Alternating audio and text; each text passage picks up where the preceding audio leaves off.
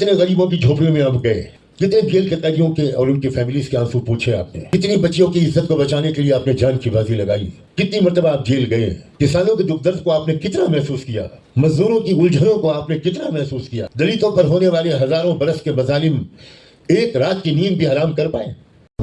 إليك أنت صباحي مصفد بمسايا فاسكب ضياءك إني ظمآن ضل صدايا إليك أنت صباحي. الحمد لله وكفى وسلام على عباده الذين اصطفى أما بعد أعوذ بالله من الشيطان الرجيم بسم الله الرحمن الرحيم إنما يتذكر أولو الألباب.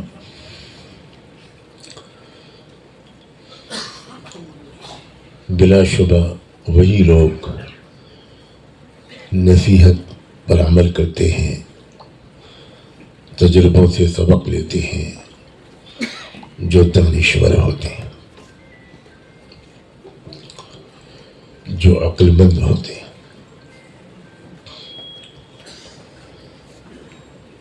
قابل احترام حضرات،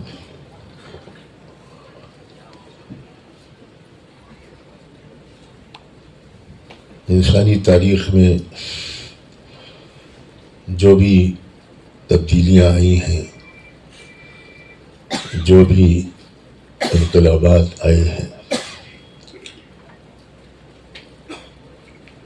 وہ سب دانشوروں کی بصیرت و فراست، ان کی قربانیاں، ان کی جد و جہد، اس کے نتیجے میں وہ تبدیلیاں اور انقلابات آئے. انسانی تاریخ کے سب سے بڑے دانشور انبیاء علیہ السلام ہوتے تھے. آج تو ایسے لوگوں کو بھی دانشور کہا جاتا ہے جو قرآن ٹھیک سے پڑھ بھی نہیں سکتے.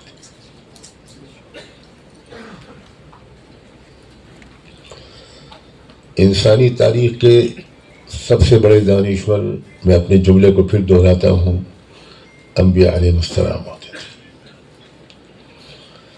حضرت عیسیٰ علیہ السلام کے زمانے میں ان سے بڑا دنیا میں کوئی دانشور تاریخ گواہی دیتی ہے کہ نہیں ہوا. ہم انبیاء علیہ السلام کو بزرگان دین سمجھتے ہیں، دانشور نہیں سمجھتے. یہ بہت بنیادی غلطی ہے دانشوری کے مفہوم کو سمجھنے میں. جو اللہ کو نہیں پہچانتا اللہ کی شان کے مطابق وہ جاہل مطلق ہے. جو اللہ کے پیغام کو نہیں پہچانتا، اللہ کی کتابوں کو نہیں سمجھتا، آخرت کی حقیقت کو، آخرت کو دنیا پر مقدم نہیں کرتا، وہ دانشور کہلائے جانے کا ہرگز مستحق نہیں.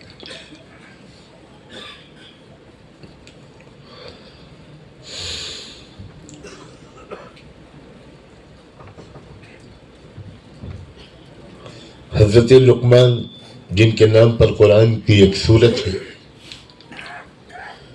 اکثر علماء کے تحقیق کے مطابق وہ نبی نہیں تھے مگر اپنے زمانے کے سب سے بڑے دانشور تھے. ان کا نام ہی لقمان حکیم پڑ گیا. جس طرح کی تربیت انہوں نے اپنے بچوں کی تھی، جس کا قرآن نے تفصیلی بیان کیا ہے، جس میں سب سے پہلے اپنے بچے کو جو بات سمجھائی تھی انہوں نے، وہ یہ کہ اے بنی لا تشرک باللہ ان الشرک لظلم عظیم. اپنے بچے کو شرک سے بچانے کی انہوں نے کوشش کی تھی. ہمارے آج کے اکثر دانشور اپنے بچوں کو شرک و توحید سمجھانا اپنا کام نہیں سمجھتے. یہ جو ہمارے بچے اور بچیاں مرتد ہو رہے ہیں اس میں سب سے بڑا قصور ان کے والدین کا ہے.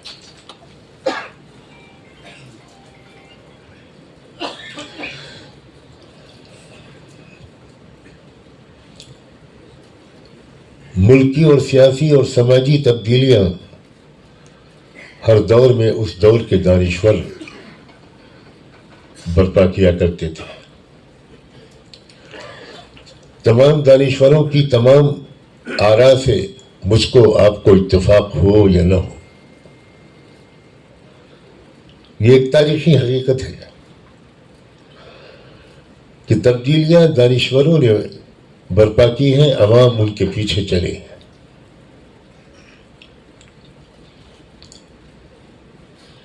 مہاتما گاندھی دانشور تھے.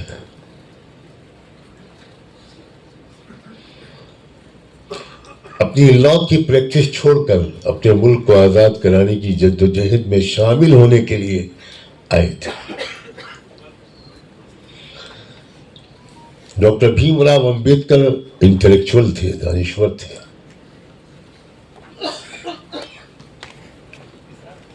وہ چاہتے تو کسی بھی انٹرنیشنل یونیورسٹی میں وہ لا کے پروفیسر بن کر اپنی زندگی گزارتے،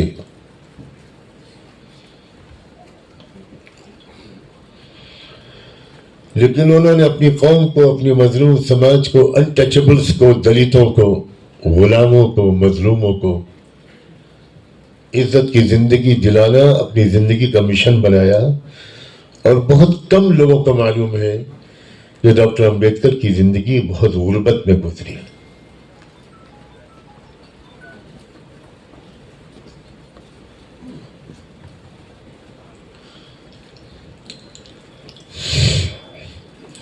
سبھاش چندر بوس انٹلیکچوئل تھے. مولانا ابوالکلام آزاد انٹلیکچوئل تھے.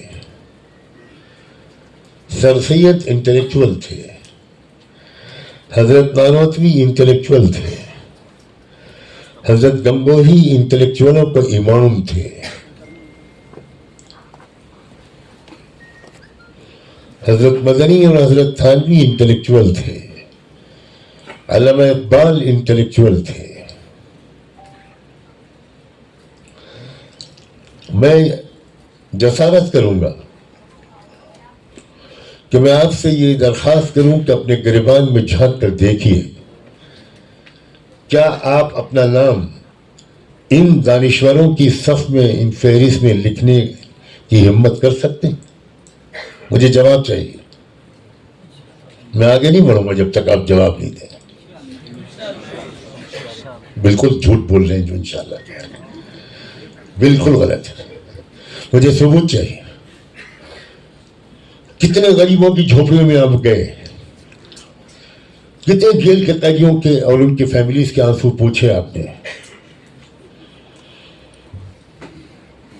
کتنی بچیوں کی عزت کو بچانے کے لیے آپ نے جان کی بازی لگائی، کتنی مرتبہ آپ جیل گئے، کسانوں کے دکھ درد کو آپ نے کتنا محسوس کیا، مزدوروں کی الجھنوں کو آپ نے کتنا محسوس کیا، دلتوں پر ہونے والے ہزاروں برس کے مظالم ایک رات کی نیند بھی حرام کر پائے.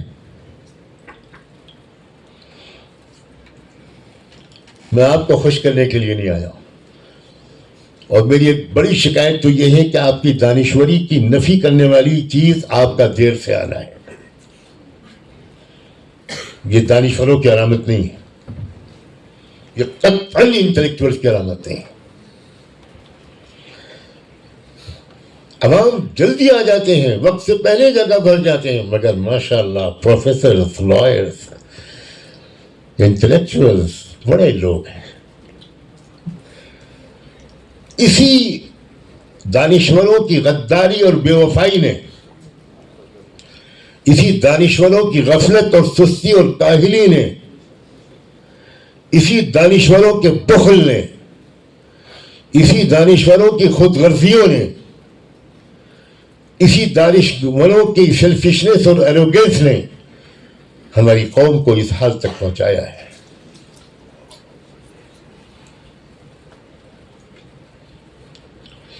سر سید کو تو برطانیہ میں سر کا خطاب ملا تھا، ملکہ وکٹوریہ کے مہمان تھے وہ چاہتے تو وہیں ٹھہر جاتے، بہت ٹھاٹدار قسم کی زندگی گزارتے. مگر آپ کو پتہ ہے سر سید نے علی گڑھ مسلم یونیورسٹی کس جد و جہد سے قائم کی؟ وہ اپنا دامن پھیلا کر، وہ میری طرح لمبا کرتا پہنتے تھے، وہ دامن پھیلا کر دروازے دروازے جا کر بھیک مانگتے تھے قوم کی تعلیم کے لیے، قوم کی نسلوں کو اس زوال سے نکالنے کے لیے. حجت الاسلام حضرت مولانا محمد قاسم نانوتوی، جو شاید اپنے علمی مقام کے لحاظ سے اس صدی کے سب سے بڑے عالم تھے، نانوتا، جھنجھانا، گنگو، تھانہ بھون، دیوبند، سہارنپور اور یہاں تک کہ دہلی، ان سڑکوں پر دامن پھیلا کر بھیک مانگنے نکلتے تھے بچوں کی تعلیم اور اسلامی تہذیب کی حفاظت کے لیے. یہ تھے دانشور لوگ. دانشور انہیں نہیں کہتے جو ڈرائنگ روم میں تفسیروں کو کافی سمجھتے ہیں. ہرگز ایسے لوگوں کو دانشور کہنا دانشوری کی غلط تعریف اور توہین ہے.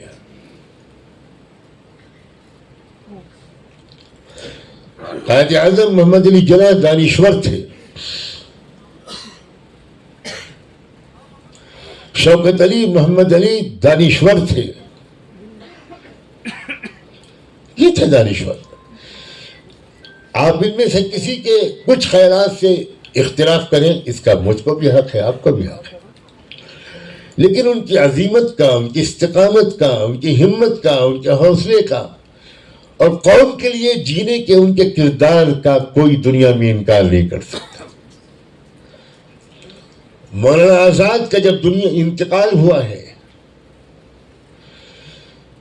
تو انہوں نے کوئی ذاتی مکان نہیں چھوڑا، کوئی کار نہیں چھوڑی اپنے ترکے میں. 2 کمرے کا ٹوٹا ہوا مکان تھا کرائے پر. ملک کا وزیر تعلیم،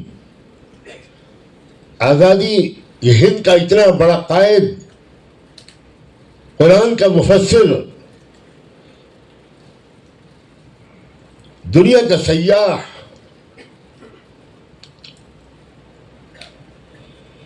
لیکن اس نے اپنے کیریئر کو بنا کر ٹھاٹ باٹ کے ساتھ رہنا، اپنے عوام سے دور رہنا، غریب عوام کے اور اپنے درمیان ایک فاصلہ مینٹین کرنا، جو آج کے اکثر دانشوروں کا کیریکٹر ہے. یہ کردار ہمارے دانشوروں کا نہیں تھا. سیدنا صدیق اکبر عرب کے معاشرے کے سب سے بڑے دانشور تھے، چیف جسٹس تھے وہ. سیدنا عمر بن خطاب سب سے بڑے دانشور تھے. سیدنا عثمان، سیدنا علی، عبد الرحمن بن عوف، ابو سعید خدری، حضرت طلحہ، یہ اسلام کے، اسلامی انقلاب کے بنیادی رہنما، اسلامی عمارت کے بنیادی ستون، اپنی صدی کے چوٹی کے دانشوروں میں تھے. صدی نہیں بلکہ صدیوں میں ایسے دانشوروں کو ڈھونڈنا مشکل ہوگا.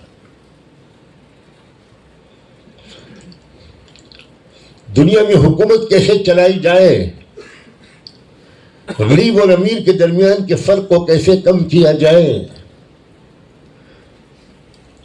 آج یورپ بھی یہ فن، یورپ کے یونیورسٹیوں میں سیدنا عمر رضی اللہ تعالیٰ عنہ کی طرز حکمرانی، ان کی economic policy, law and order کو مینٹین کرنے کا ان کا انداز. میں نے خود امریکہ اور یورپ کی یونیورسٹیوں میں اس کے چیئر دیکھے، اس کے ڈپارٹمنٹ دیکھے. اسپین جیسے ملک میں آج بھی بے روزگار مردوں اور عورتوں کو، جن کے پاس کوئی جاب نہ ہو، ان کو ایک سوشل سیکیورٹی کے نام پر ماہانہ پیسے دیے جاتے ہیں. آپ کو حیرت ہوگی آج بھی اس سوشل سیکیورٹی کا نام حضرت عمر کے نام پر آج بھی اسپین میں باقی ہے. یہ دانشور لوگ تھے. مجھے دانشوروں سے اگر امید ہے تو مجھے دانشوروں سے، اپنے دور کے دانشوروں سے سخت شکایت تھی، بہت سخت شکایت. اگر غریب عوام نے مسجدوں کو آباد نہ کیا ہوتا، اگر غریب عوام نے فجر میں، کڑکڑاتی سردی میں فجر میں صف اول میں غریب عوام نہ گئے ہوتے تو مجھے تو بہت کم انٹلیکچوئل مسجد میں فجر میں نظر آتے. اپنے گھر میں نماز پڑھنا ایک فیشن بن گیا.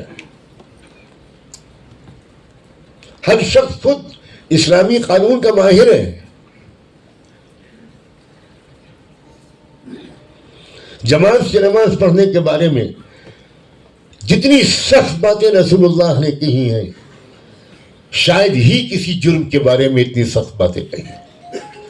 یہ تک فرما دیا کہ میرا دل چاہتا ہے کہ تم لوگ یہاں نماز کھڑی کرو اور میں مدینے میں نکل جاؤں، اور جن گھروں میں کوئی مرد مل جائے نماز کے وقت میں اس گھر میں آگ لگا دوں اور اس شخص کو زندہ جلا دوں.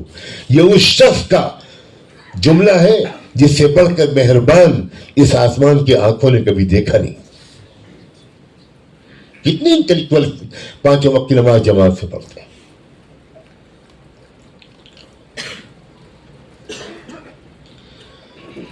میرے بہت محترم حضرات، پلیز جاگیے.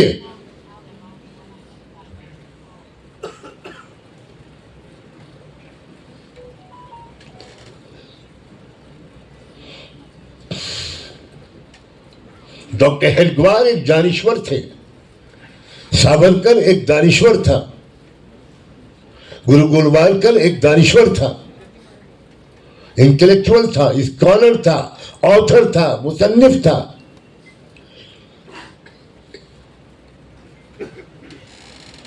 اس نے اپنی قوم کے لیے ایک ٹارگٹ مقرر کیا.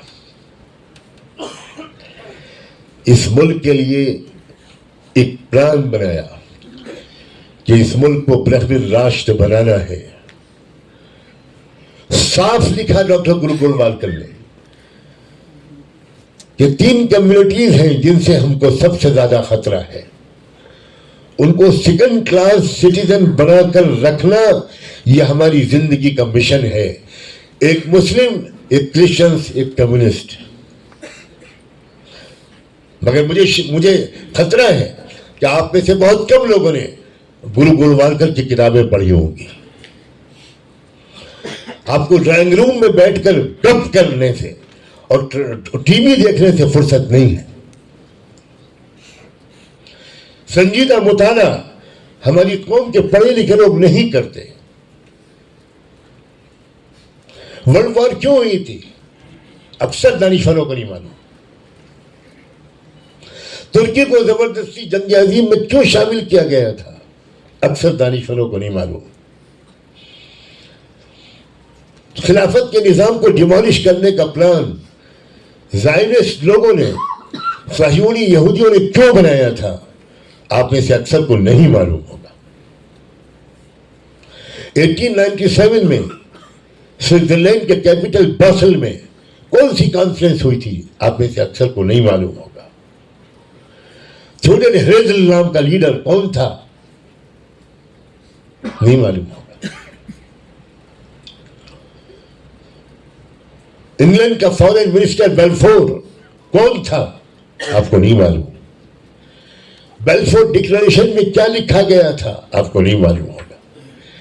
سگریٹ کے دونوں بڑے تاجر پوری دنیا میں جو سگریٹ کے سب سے بڑے ایکسپورٹر تھے، ان تاجروں کا بلینز آف ڈالرز کا سرمایہ اسرائیل کے قیام میں کیسے لگا آپ کو نہیں معلوم ہوگا. کیونکہ آپ نے طے کر لیا ہے کہ آپ کو سنجیدہ مطالعہ نہیں کرنا، آپ کو لائبریری کا ممبر نہیں بننا، آپ کو سیریس اسٹڈی نہیں کرنی، آپ کو ہسٹری نہیں پڑھنی، آپ کو خود ڈائریکٹ کانفیڈنٹ نالج حاصل نہیں کرنی کہ بابر پر یہ الزام کہ اس نے بابری مسجد کو، ایک مندر کو توڑ کر بنایا تھا، یہ تاریخی اعتبار سے سراسر جھوٹ ہے. آپ ثابت نہیں کر پائیں گے. صرف اس لیے کہ آپ نے وہ آپ اس قوم کے فرد ہیں جس کی تربیت کا آغاز ہوا تھا اقرا پڑھو. آپ اس قوم کے فرد ہونے کے باوجود دنیا میں سب سے کم پڑھنے والی قوم ہے. میں یورپ اور امریکہ کے سفروں میں جب بھی گیا ہوں ایک چیز سیکھی ہے میں نے. وہاں کے ینگ لڑکے اور لڑکیاں, وہاں کے جوان, وہاں کے کپلز, وہاں کے مین اینڈ ویمن سفر میں نکلتے ہیں, لوکل ٹرین میں ہوں, یوٹیوب میں ہوں, انڈر گراؤنڈ میں ہوں, ریل میں ہوں, فلائٹ میں ہوں, اسٹیشن پہ بیٹھے ہوں, ایئرپورٹ پہ بیٹھے ہوں, ہر ایک کے ہاتھ میں کوئی کتاب ہوتی اور وہ کتاب ناول نہیں ہوتی, بکواس قسم کی فلم کی سٹوری نہیں ہوتی. ہر سفر میں نے مارک کیا کوئی جاپان کی تاریخ پڑھ رہا ہے, کوئی کوریا کی تاریخ پڑھ رہا ہے, کوئی تائیوان کی تاریخ پڑھ رہا ہے, کوئی ورلڈ وار کی تاریخ پڑھ رہا ہے, کوئی اسپین میں مسلمانوں کو کیسے نکالا گیا اس کی کتاب پڑھ رہا ہے. لوگ عام طور پر کتاب پڑھتے ہیں. میں ترس گیا ہوں, تقریباً 70 سال کی عمر ہو رہی ہے, ہزاروں سفر کرتا ہوں. شاید دنیا میں بہت زیادہ سفر کرنے والے چند لوگوں میں سے ایک ہوں. سخت بیماری کے باوجود آج کل ترس گئی ہیں آنکھیں کسی مسلمان کو ٹرین میں کتاب پڑھتا ہوا دیکھ, موبائل دیکھتے ہیں. آپ بتائیے کس کیریکٹر کے ساتھ آپ چیلنجز کا مقابلہ کر سکتے ہیں؟ اللہ نے اس دنیا کو سائنٹیفک اصولوں کے مطابق بنایا ہے. تمناؤں اور دعاؤں کی بنیاد پر اس دنیا کو چلانے کا فیصلہ اللہ نے نہیں کیا. میں تو یہاں تک کہنے کی جسارت کرتا ہوں کہ صرف دعائیں تو نبیوں کی بھی کبھی کام نہیں آتی. میری آپ کی دعائیں کیا کام آئیں گی؟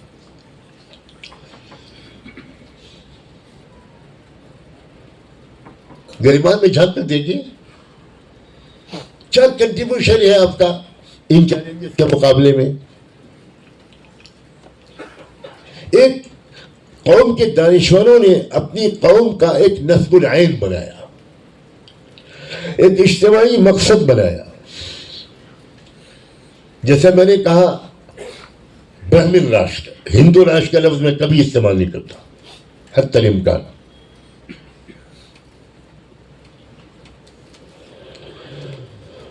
اس کے لیے انہوں نے step 1, step 2, step 3, step 4, step 5 بہت اقدامات طے کیے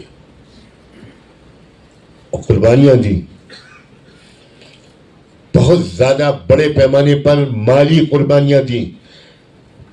آپ کو بالکل نہیں معلوم ہے یا جان بوجھ کر آپ تجاہل برتتے ہیں, آر ایس ایس کے والنٹیئرس نے, آر ایس ایس کے مردوں نے, عورتوں نے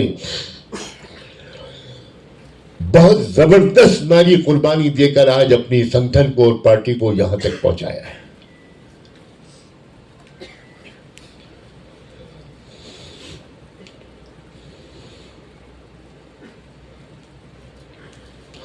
مسلمانوں کے سامنے کوئی قومی تقاضا رکھا جاتا ہے, میڈیا کا تقاضا, ہمیں میڈیا ہاؤس کی سخت ضرورت ہے, جرنلسٹوں کی ٹریننگ کا تقاضا, پولیٹیکل ایکٹیوسٹ کو ٹرین کرنے کا تقاضا. تو پہلا سوال یہ ہوتا ہے مولانا زکوٰۃ کے پیسے چل جائیں گے؟ انا للہ و انا الیہ راجعون.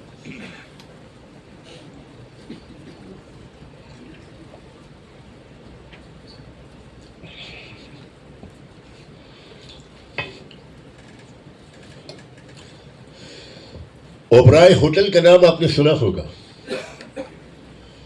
بہت سے لوگوں نے دیکھا بھی ہوگا, کچھ لوگ ٹھہرے بھی ہوں گے. دنیا کے بڑے بڑے ملکوں کے بڑے بڑے شہروں میں اوبرائے ہوٹل موجود ہے. اوبرائے ہوٹل کا مالک ایک سکھ ہے, میری اس سے ملاقات ہوئی, اس کے بارے میں نے کچھ سنا تھا تو میں نے اس کو میسج بھیجا کہ میں آپ سے ملنا چاہتا ہوں صرف 10 منٹ کے لیے. انہوں نے مجھے وقت دیا اور 1 گھنٹہ 1.5 گھنٹہ مجھ سے بات کی. کیوں گیا تھا میں ان کے پاس؟ کیونکہ میں نے ان کے بارے میں پڑھا تھا، آتھینٹک سورسز سے مجھے معلوم ہوا تھا کہ وہ شخص اپنی بلینز آف ڈالرز کی آمدنی کا 95% اپنی سکھ قوم کی ترقی پر لگاتا ہے. کتنا؟ 95. ہم خیر امت ہیں، ہماری جنت پکی ہے، ہماری مغفرت یقینی ہے. ہم سال میں میلاد النبی کر کے عشق رسول کا حق ادا کر دیتے ہیں. ہم کرتا پاجامہ پہن لیتے ہیں، ٹوپی لگا لیتے ہیں. ہم جمعے کی نماز مسجد میں جا کر امام صاحب پر احسان کر دیتے ہیں، اور اگر امام صاحب نے لمبی صورت پڑھ دی تو اچھی سی ڈانٹ بھی پلا دیتے ہیں. یہ کریکٹر ہے ہمارا.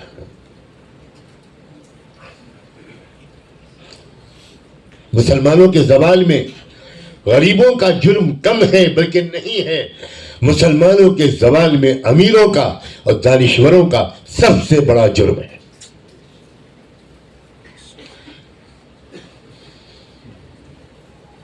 کتنا کام کر سکتے ہیں آپ سب حضرات؟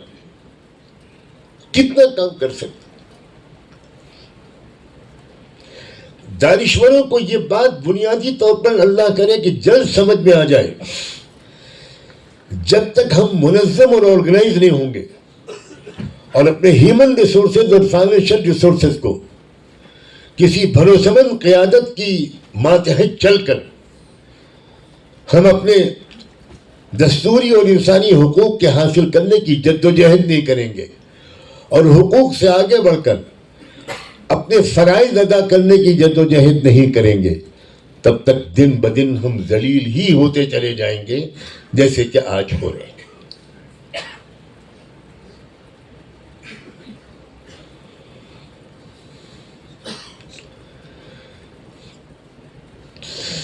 حضرات، اللہ کے واسطے آخرت میں کیا جواب دیں گے یہ آپ خود سوچ لیجیے. آپ مجھے مطمئن کر سکتے ہیں. ایک صاحب مسلمان میوات میں گیا تو وہ بی جے پی کی پارٹی کے ممبر اور چیئرمین کے عہدے پر تھے، مجھ سے ملنے کے لیے لائے گئے اور بی جے پی میں ممبر میں کیوں بنا ہوں اس پر ایک شاندار تقریر کرنے لگے. میں اس لیے بنا ہوں کہ میں بی جے پی کے اندر رہ کر مسلمانوں کی آواز اٹھاؤں گا اور میں یہ کروں گا اور میں وہ کروں گا. میں نے کہا میں بہت کم سمجھ آدمی ہوں، میں آپ کی بات سے مطمئن ہو جاؤں گا. اتنا بتا دیجئے کہ آخرت میں آپ اللہ کو بھی مطمئن کر دیں گے. آخرت کو مائنس کر دیا ہے ہم لوگوں نے اور گستاخی معاف اللہ کو بھی مائنس کر دیا ہے.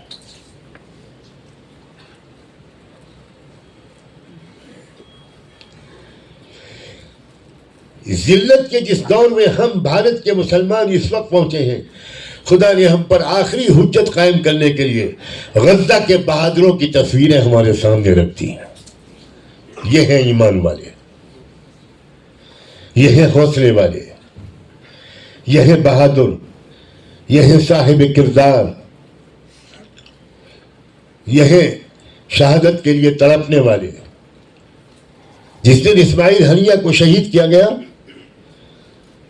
میں نے صبح یہ خبر اٹھتے ہی رابطہ کرنے کی کوشش کی. ان کی اہلیہ سے میری بات ہوئی، ان کی بیوہ سے. چند گھنٹے پہلے وہ شہید ہوئے تھے اور ابھی جنازہ آیا بھی نہیں تھا ایران سے. ان کی مہربانی اور محبت کہ اس غم کی شوق کی حالت میں انہوں نے مجھ سے فون پر بات کی، اور جب میں نے ان سے کہا کہ میں بھابھی کہوں بہن کہوں کیا کہوں، کیا آئیڈیل شخص تھا اسماعیل ہنیہ. کروڑوں مسلمانوں کے لیے، علماء کے لیے ایک مثالی شخصیت تھی. تو اللہ کی بندی نے کہا کہ شیخ نعمانی، عربی میں بات ہو رہی تھی، آپ تو تعزیت نہ کریں، مجھے مبارکباد دیں. اللہ اکبر. شیخ کم سے کم آپ تعزیت نہ کریں، مجھے مبارکباد دیں. میری اور ان کے درمیان ایک ہی بحث ہوتی تھی. بیوی کہہ رہی ہے، وہ کہتے تھے میں پہلے شہید ہوں گا، میں کہتی تھی میں پہلے شہید ہوں. موازنہ کریں. آپ سے نہیں کہتا میں اپنا موازنہ کروں, میں تو اپنے آپ کو بالکل منافق پاتا ہوں ان لوگوں کے سامنے.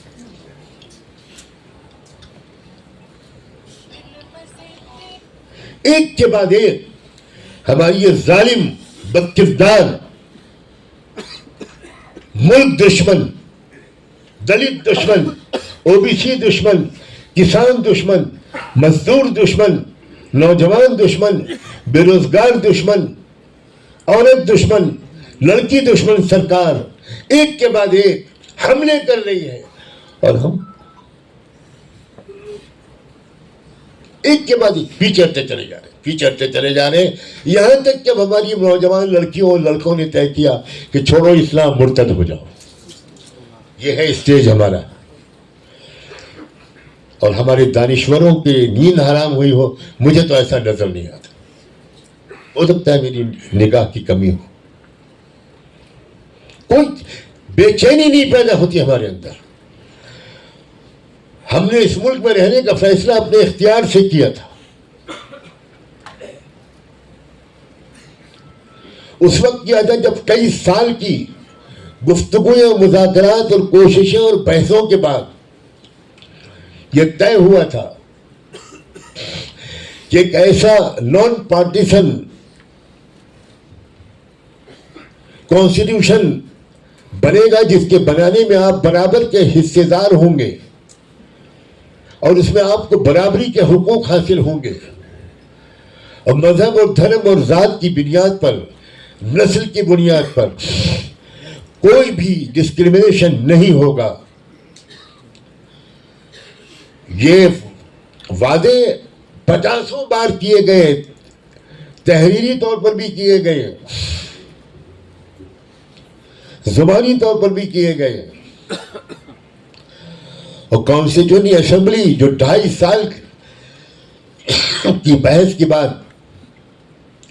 ڈاکٹر امبیڈکر کی قیادت میں یہ اس کانسٹیٹیوشن کو ڈرافٹ کرنے میں کامیاب ہو سکی.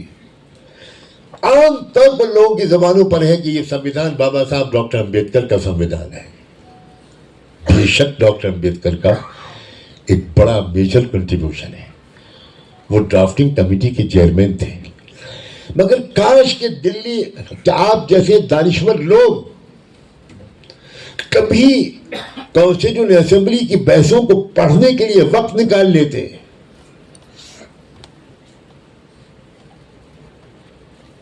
جو وقت آپ موبائل پر برباد کر رہے ہیں, آپ کی فیملیز برباد کر رہی ہیں اور آپ کے بچے برباد کر رہے ہیں, وہ وقت میں سے تھوڑا سا حصہ آپ ایک سیریس اسٹڈی پہ لگاتے ہیں تو آپ کانسٹیٹیوشن اسمبلی کی بحثوں کو پڑھتے. 2.5 سال وہ بحثیں چلی. سب سے بڑا کنٹریبیوشن اس کانسٹیٹیوشن کو بنانے میں, جہاں تک کانسٹیٹیوشن اسمبلی کی ڈیبیٹس کی گواہی ہے, جو میں نے پہلی لائن سے لے کر آخری لائن تک والیومز میں سب پڑھا ہے. پارلیمنٹ کی لائبریری میں 15-20 دن رک کر, دلی میں رک کر پارلیمنٹ کی لائبریری میں نے اس کو پڑھا تھا. اس وقت وہ آن لائن اویلیبل نہیں تھا, اب تو آن لائن اویلیبل.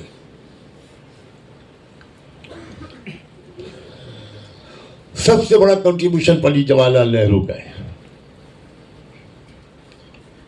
انہوں نے بہت تفصیلی ریزولوشن پیش کیے, اڑ گئے وہ.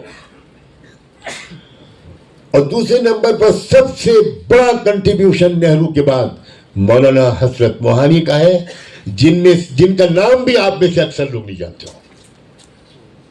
کیا بے وفا قوم ہے ہم. اپنے بزرگوں اور محسنوں کو سب سے زیادہ بھلانے والی قوم کا نام مجھ سے پوچھئے گا, میں کعبے کا پردہ پکڑ کر کہوں گا مسلمان. کوئی نہیں جانتا مولانا حسرت موہانی کو. حسرت موہانی جب جیل میں تھے, گاندھی جی ان سے ملنے گئے تو ان کو قید بامشقت کی سزا سنائی گئی تھی. وہ چپٹی چلا رہے تھے.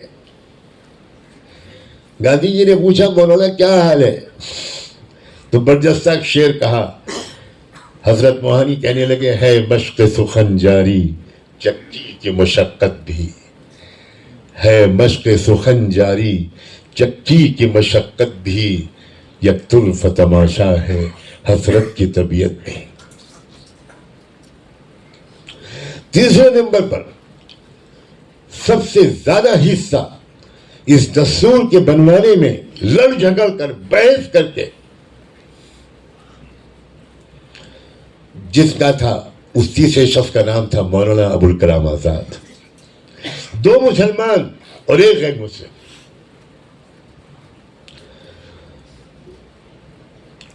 اس دستور کی 19 دفعہ 19 25 26 27 28 29 30 ان بزرگوں کے اصرار پر ایک ایک لفظ پر بحث ہوتی تھی اور یہ فیصلہ ہوا تھا کہ یہ ایک معاہدہ ہے ہمارے تمہارے درمیان. پاکستان والے جو چاہے اپنا دستور بنائے, ہم کو ان سے کوئی مطلب نہیں. ہم اپنے اس وطن کو نہیں چھوڑیں گے.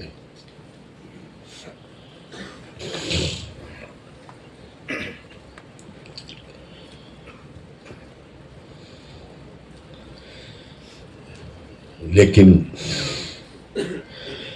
یہ بھی آپ لوگوں کو یہ بات تو شاید معلوم ہوگی, اتنی بدگمانی تو مجھے نہیں کرنی چاہیے, کہ آر ایس ایس نے 20 سال تک کانسٹیٹیوشن کو تسلیم نہیں کیا, نہیں مانا. ہندو مہاسبھا کانسٹیٹیوشن اسمبلی سے واک آؤٹ کر گئی. آر ایس ایس کا پہلا تبصرہ کانسٹیٹیوشن پر یہ تھا کہ ہمارے سنویدھان میں کوئی بھی چیز بھارتی نہیں ہے. سخت مخالف تھی آر ایس ایس. برسا برس کے بعد 30-40 سال کے بعد آر ایس ایس نے اسٹریٹجیکلی اپنی لائن بدلی اور یہ کہنا بند کر دیا کہ دستور بدلیں گے. دوسرا راستہ اختیار کیا, عدالتوں کے ذریعے دستور کے خلاف فیصلے کروائے جائیں, نمبر 1. نمبر 2, دستور میں پورے دستور کو نکالنے کے بجائے ایک ایک کر کے دستور کے آرٹیکلز کو بدلتا چلا جائے, یہاں تک کہ یہ آخری موقع آ گیا وقف بل والا.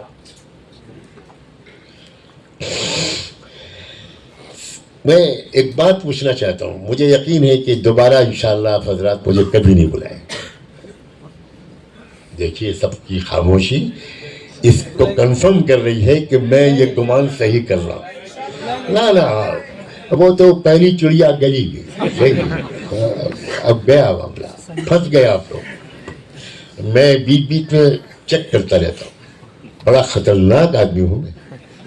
آپ مجھے سیدھا سادہ مولوی نہ سمجھے, مصطفیٰ فاروق صاحب مجھے اچھی طرح جانتے ہیں اور میں ان کی بہت قدر کرتا ہوں. ان کے دل میں درد ہے.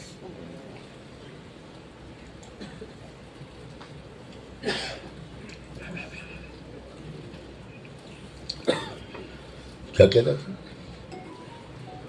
آپ ہمیں بلائیں گے آپ بلائیں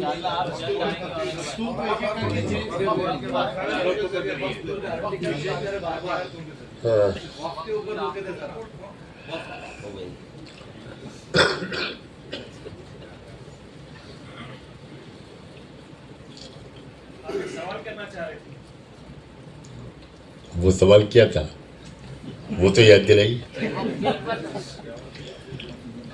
ذہانت کی علامت تو یہ ہے کہ آپ پڑھ لیں کہ میرے دل میں کیا سوال تھا.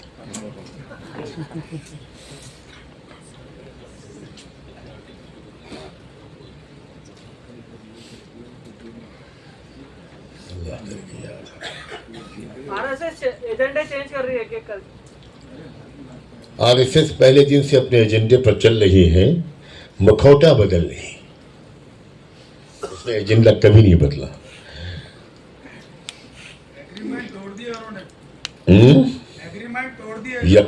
یقینی طور پر میں تو علماء کرام کے نام ایک استفتہ لکھ رہا ہوں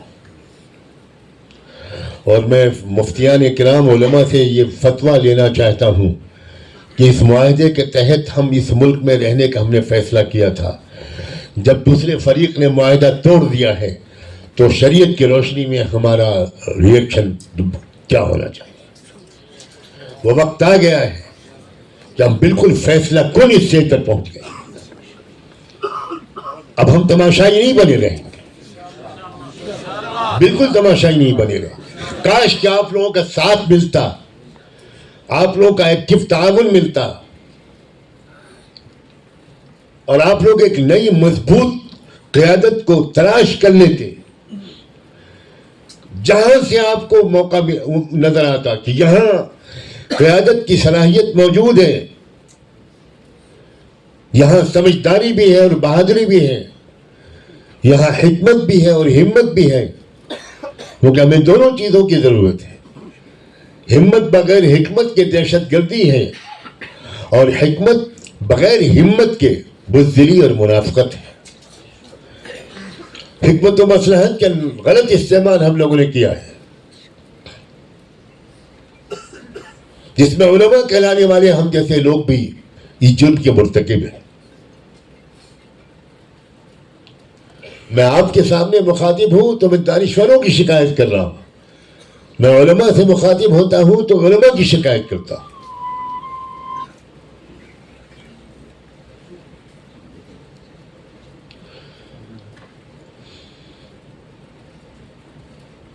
تصویر کا جو منفی رخ ہے, ملک کے حالات کا جو منفی رخ ہے, وہ سب کے سامنے ہے. اس پر زیادہ روشنی ڈالنے کی کوئی ضرورت نہیں. لنچنگ ہو رہی ہے, جیل میں ٹھوسا جا رہا ہے, دھرم پریورتن پر بہت انکریج کیا جا رہا ہے. ہمارے لوگوں کو نہیں معلوم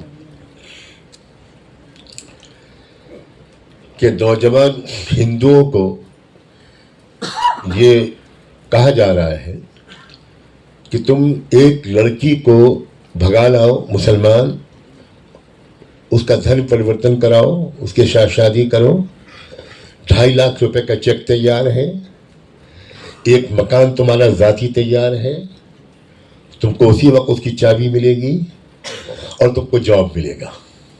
یہ ہے صورتحال. اب ہندو نوجوان جو بیچاروں کو پاس روزگار نہیں ہے, روزگار کا حال ہمارے ملک میں یہ ہے کہ ہماری بے شرم حکومت بڑے فخر کے ساتھ کہتی ہے کہ ہم 80 کروڑ لوگوں کو 5 کلو فری راشن دے رہے ہیں. اللہ اکبر. بے شرمی کا ایسا عالمی ریکارڈ کبھی قائم نہیں ہوا ہوگا. اولمپک چیمپئن بن گیا ہمارا ملک. جس بات پر کمرے میں چھپ جانا چاہیے, 80 کروڑ آدھی آبادی سے کافی زیادہ. اس کا صاف مطلب یہ ہے کہ سرکار اپنے قوم کے نوجوانوں کو روزگار دینے میں ٹوٹلی ناکام ہے. اسے روزگار دینے سے دلچسپی نہیں ہے. وہ تو کسانوں سے, مزدوروں سے, عوام سے, پروفیشنل سے, سرکاری ملازمین سے, ہر ایک سے چوس چوس کر 2-4 ارب پتیوں کو کھرب پتی بنانے میں لگی ہوئی ہے.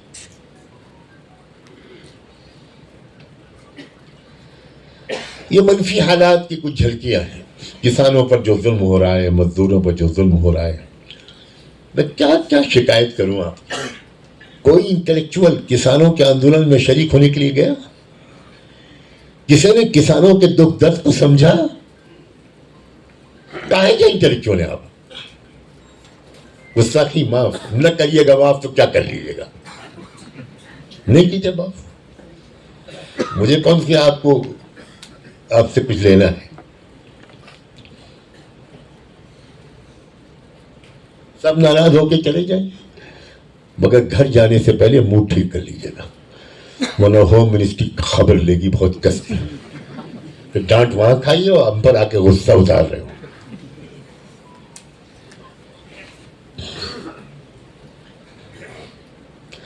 اب میں ملک کی جو پازیٹیو رخ ہے حالات کا, جو روشن امکانات ہیں, ان کی طرف آپ کی توجہ مبذول کرنا چاہتا ہوں. ایک مصرع یاد آتا ہے کہ گئے دن کے تنہا تھا انجمن میں میں. ایک زمانے تک مسلمان زیادہ ظلم و ستم کا شکار تھے, یا واقف نہیں تھے مسلمان. اب صورتحال ملک کی یہ بنتی چلی جا رہی ہے کہ ملک کی جو اکثریت ہے وہ اگر ان کو صحیح چینلائز موبلائز کر دیا جائے تو ملک کی اکثریت، مختلف سماجی اکائیاں، مختلف سوشل یونٹس، وہ اس وقت آر ایس ایس سے، بی جے پی سے، اس غنڈہ گردی والی سرکار سے سخت ناراض اور مایوس ہے. میں گناتا ہوں، سکھ پہلے غلط فہمی میں تھے. 1 لاکھ کے مجمع میں میرے سامنے کھڑے ہو کر سکھ قائدین نے پنجاب میں، ہریانہ میں اس بات کا اقرار کیا ہے، ہاتھ جوڑ کر معافی مانگی ہے کہ ہم نے مسلمانوں کو اپنا دشمن سمجھا تھا جبکہ وہی ہمارے دوست نکلے. ہم نے جن کو اپنا دوست سمجھا تھا وہی ہمارے بدترین دشمن نکلے. یہ ایک پازیٹیو ٹرننگ پوائنٹ ہے. کرسچنز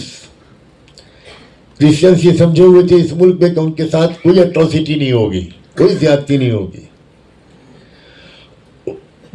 انہوں نے سوچا تھا کہ ہم تو ایجوکیشن اور ہیلتھ کیئر پر قبضہ کر لیں، ہاسپٹل اور اسکولوں کا نیٹ ورک بنا دیں، سب کے بچے ہمارے اسکولوں میں پڑھیں گے، ہمارا دشمن کون ہوگا. لیکن منی پور کے واقعے نے کرسچنز برادری کی آنکھیں کھول دی. میں خود منی پور گیا، آپ میں سے کوئی نہیں گیا ہو، اور منی پور کے ان گرے ہوئے چرچز میں گیا، ان لڑکیوں سے اور ان کے پیرنٹس سے، ان کے پڑوسیوں سے ملا جن کو ننگا کر کے گشت کرایا گیا تھا، ویڈیو بنایا گیا تھا اور ان کو ریپ کیا گیا تھا. وہ لڑکیاں سجدے میں گرنے لگی میرے سامنے کہ آپ پہلے دھرم گرو ہیں مسلمان جو ہمارے آنسو پوچھنے آئے. ہمیں کچھ خبر نہیں، اپنی ذمہ داری محسوس کرتے ہی نہیں ہو.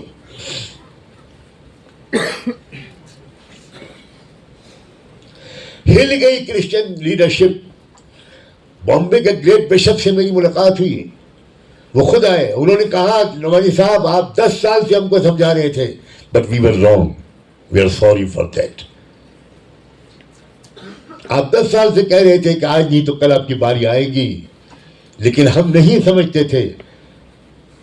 اس شخص نے یہ کہا کہ مسلمانوں سے کہیے کہ وہ آگے بڑھیں، ہم ان کے ساتھ چلیں گے، اب اس ملک میں تبدیلی لا کر رہیں گے.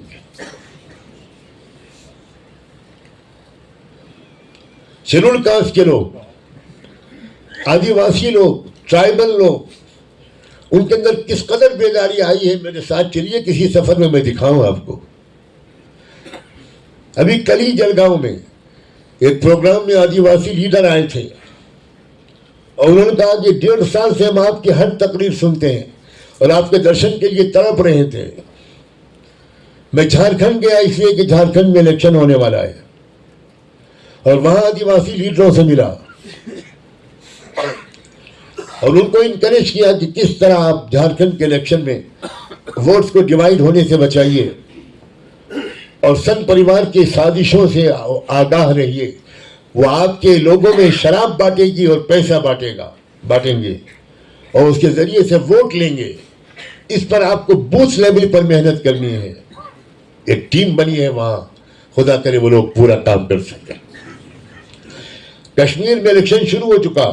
میں جموں کشمیر کے دورے پر بھی گیا، وہاں بھی لوگوں کو سمجھانے کی اپنی حیثیت کے مطابق کوشش کی کہ ایکٹیولی الیکشن میں پارٹیسپیٹ کیجیے.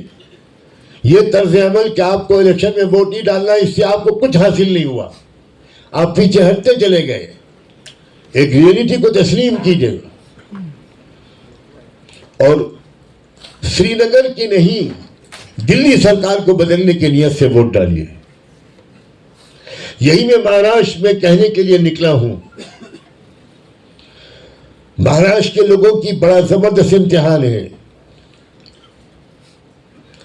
آپ کے سامنے کا کینڈیڈیٹ آپ کی کانسٹیٹوئنسی کا چاہے جتنا برا آدمی ہو، اگر وہ اس پارٹی سے تعلق رکھتا ہے کہ اگر وہ جیت گیا اور اس کی کانسٹیٹوئنسی میں بی جے پی کا اور اس کے الائنس کا کینڈیڈیٹ ہار گیا تو مہاراشٹر کی سرکار، مہاراشٹر کے الیکشن کے نتیجوں کے الیکشن کے نتیجوں کے بدولت دلی سرکار گر جائے گی. سمجھداری سے کام لیجئے. مسلمانوں کی پولیٹیکل ایجوکیشن نہیں ہو رہی. مسلمانوں کو ممبر و محراب سے ملک میں جینے کا سلیقہ نہیں سکھایا جا رہا. ہم تو ہرگز نہیں چاہتے کہ ملک کی حکومت ہمارے ہاتھ میں آئے. ہم صرف یہ چاہتے ہیں کہ ملک میں انصاف کا نظام قائم ہو. ہم نہیں چاہتے کہ صرف مسلمانوں کو انصاف ملے. ہم چاہتے ہیں ملک میں ہندوؤں کو بھی انصاف ملے, دلتوں کو بھی انصاف ملے, او بی سیز کو بھی ملے, سکھوں کو بھی ملے, عیسائیوں کو بھی ملے, کسانوں کو بھی ملے, مزدوروں کو بھی ملے, لڑکیوں اور عورتوں کو بھی ملے, یوتھ کو بھی ملے, کھلاڑیوں کو بھی ملے, صحافیوں کو بھی ملے, سب کو انصاف ملے. لیکن دوستوں تقریروں جلسوں سے کام نہیں چلے گا, نہیں چلے گا, نہیں چلے گا. بہت جلسے ہو چکے. مسلمانوں سے زیادہ جلسے کرنے والی کوئی اور قوم میرے علم میں تو نہیں ہے. تقریریں کرنے کی جو مہارت ہمارے پاس ہے اور سننے کی جو مہارت آپ کے پاس ہے وہ دنیا کی کسی قوم کے پاس نہیں. ایک بار کاشی رام جو بڑے بہوجن لیڈر تھے انہوں نے مجھ سے کہا, میری ان کی بہت لمبی گفتگو ہوئی بابری مسجد کی شہادت کے بعد.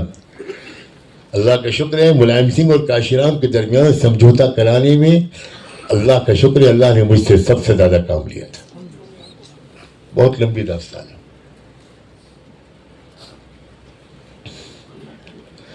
کاشی رام نے مجھ سے کہا کہ نعمانی صاحب مسلمانوں میں سے کسی کا پھیپھڑا ہم کو دے دیجیے. میں نے کہا کیا کریں گے, آپ کو پھیپھڑا کھائیں گے؟ کہیں گے نہیں, آپ تو رات رات بھر تقریریں کرتے, آپ کا پھیپھڑا دکھتا ہی نہیں. میرا شریف شروع ہوتا ہے جلسہ سیرت تو فجر کی اذان پر بھی مشکل سے روکنا پڑتا ہے مولانا صاحب کو کہ بھائی تقریر بعد میں پوری کر لیجیے گا, پہلے نماز پڑھ لیجیے.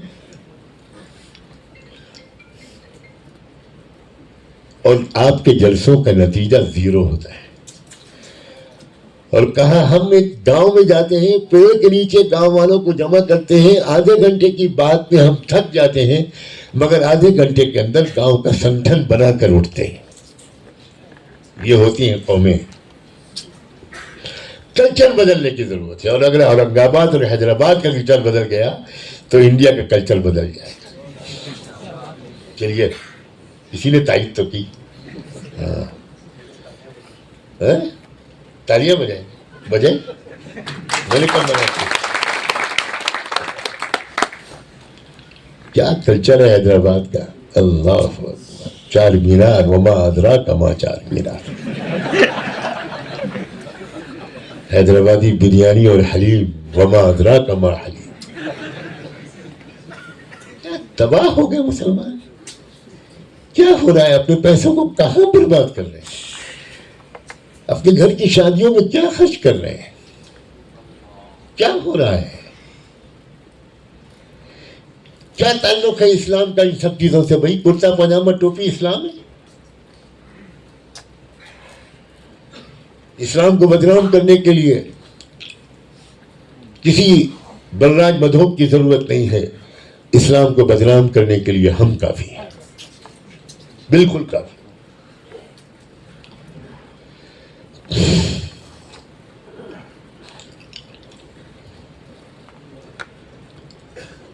اللہ کے واسطے یہ جو ملک کے بدلے ہوئے حالات اور امکانات ہیں اس اپارچونٹی کو گریب کیجیے, اس موقع کو ہاتھ سے بچ جانے دیجیے. کسان ہمارے ملک کی 80% آبادی ہے اور کسانوں کی اکثریت اب RSS اور BJP سے توبہ کر چکی ہے. موقع ہے کہ ہم کسانوں کے بیچ میں جائیں, موقع ہے کہ ہم کسانوں کے آندولن میں شریک ہوں. میں اکیلا مسلمان ہوں جو کسانوں کے آندولن میں 2 بار گیا, اور اب یہ حالت ہے کہ کسانوں کے کئی لیڈر پنجاب کے بھی اور دلی اور ہریانہ اور UP بارڈر کے بھی میرے پاس 10 بار آ چکے ہیں مشوروں کے لیے. میں کیا ہوں؟ نہ میرے پاس کوئی جماعت ہے، نہ کوئی تنظیم ہے، نہ کچھ. میں اکیلا ہوں، کمزور انسان.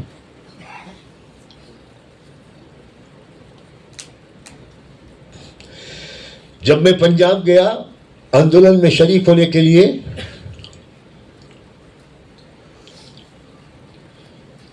تو اعلیٰ ترین درجے کی جو سکھ قیادت تھی، کسانوں کی بھی اور مذہبی بھی، انہوں نے نہنگ سکھوں کو، جو سب سے بڑے مضبوط جنگجو سکھ ہوتے ہیں، بلو لباس پہنے ہوئے اور ہتھیار لیے ہوئے، ان کو میرے استقبال کے لیے 3 کلومیٹر بھیجا. ننگے پیر آئے، وہ ان کی مذہبی روایت تھی. اور میں گاڑی میں سوار رہا، وہ پیدل چلتے رہے اور اتنا پرجوش استقبال کیا.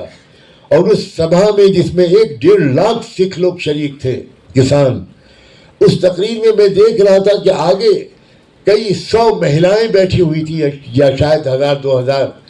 زیادہ تر عورتیں رو رہی تھی میری تقریر کے دوران. اور یہ کہا مجھ سے سکھ لیڈر نے وہاں بھی اور خانقاہ آ کر بھی نیرل میں، نعمانی صاحب، ہم سب جانتے ہیں کہ آپ کا اپنا کوئی پرسنل انٹرسٹ نہیں ہے. ہم کسی حد تک یہ بھی جانتے ہیں کہ آپ سخت بیماریوں سے گزر رہے ہیں. آپ پورے دیش میں مارے پھر رہے ہیں. ایک تنظیم بنائیے، اکٹھا کیجیے ہم سب کو. ہم آگے پیچھے دائیں بائیں سے آپ کی حفاظت کریں گے. اب اس دیش میں اس طرح کا برہمن راج نہیں آنے دیں گے، دستور کو نہیں بدلنے دیں گے.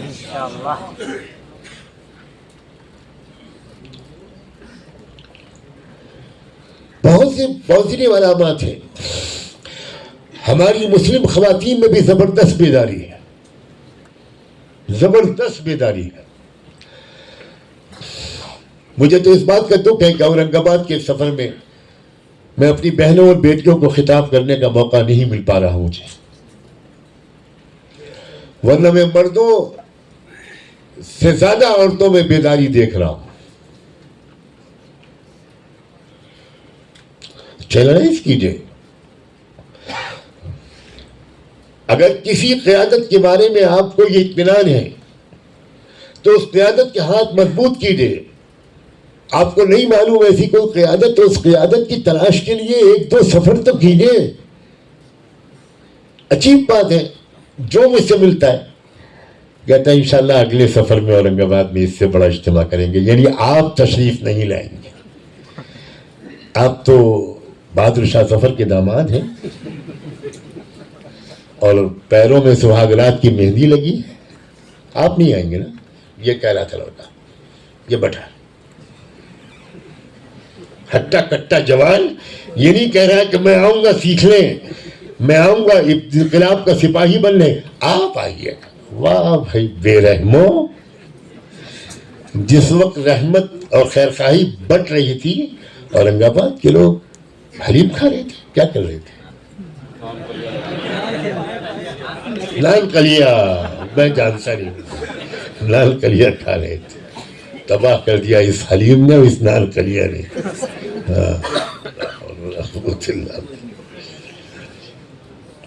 بہت سے لوگ مجھ سے کہتے ہیں حضرت ماشاءاللہ آپ کے یوٹیوب پر بیانات آتے ہیں، میں ویڈیو دیکھتا ہوں ماشاءاللہ. میں کوئی غالب کی غزل سناتا ہوں؟ آپ مجھے داد دے رہے ہیں؟ اگر میں قبرستان میں بھی بیٹھ کر وہ تقریر کروں تو مردے بھی نکل آئیں گے، مگر آپ نہیں آتے. آپ نہیں آتے. پچھلے سفر میں بھی ویسے ہی جھوٹے وعدے آپ نے کیے تھے جیسے اس سفر میں کر رہے ہیں کہ ہم لوگ آئیں گے، ہم لوگ آئیں گے، ہم لوگ آئیں گے. غضب کیا جو تیرے وعدے پہ اعتبار کیا. آپ نہیں آتے. آپ مشہور لوگ ہیں، بڑے لوگ ہیں، بہت بڑے لوگ، بڑے بزنس مین ہیں، بڑے تاجر ہیں، بڑے انٹلیکچوئل ہیں. اور میری انگریزی اچھی نہیں ہے تو کبھی کبھی میں انٹلکچور بھی کہہ دیتا ہوں. میری اردو بھی کمزور ہو گئی ہے تو کبھی کبھی دانشور کے بجائے دانشور کہہ دیتا ہوں. اب آپ کو یہ فیصلہ کرنا ہے کہ آپ انٹلکچور ہیں یا انٹلیکچوئل ہیں. اگر آپ انٹلیکچوئل ہیں تو آپ کو ابوبکر صدیق کے راستے میں چلنا پڑے گا، عمر فاروق کے راستے پر چلنا پڑے گا, صلاح الدین ایوبی کے راستے پر چلنا پڑے گا, ٹیپو سلطان کے راستے پر چلنا پڑے گا, مجد علی فسانی اور شاہ ولی اللہ کے راستے پر چلنا پڑے گا, علامہ اقبال کے راستے پر چلنا پڑے گا, شوکت علی اور محمد علی اور شیخ الہند کے راستے پر چلنا پڑے گا.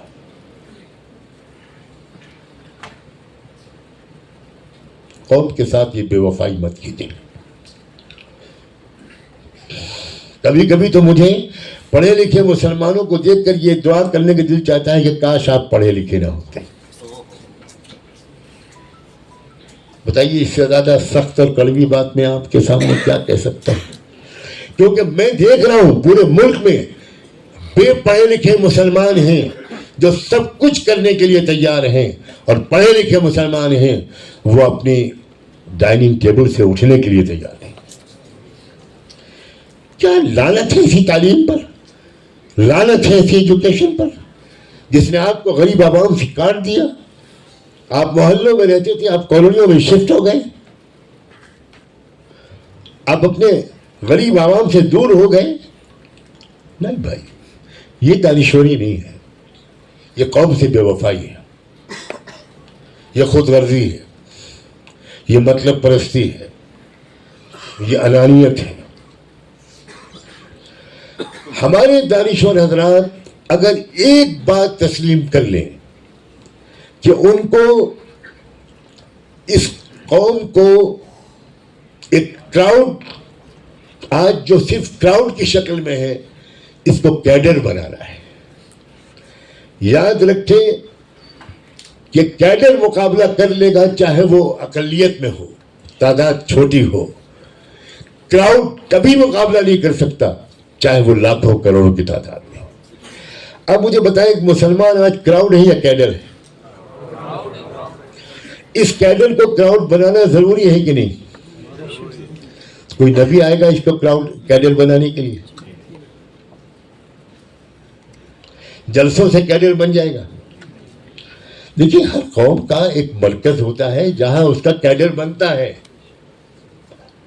یاد رکھیے, پورے ملک کے چپے چپے سے لوگ باری باری وہاں جاتے ہیں, اور کوئی 10 دن, کوئی 1 مہینہ, کوئی 6 مہینے رہ کر ٹریننگ حاصل کرتے ہیں, کیڈر بنتے ہیں. پھر ان کو کیڈر بنا کر ذمہ داری دے کر 6 مہینے 1 سال کی ذمہ داری دے کر ان کو بھیجا جاتا ہے.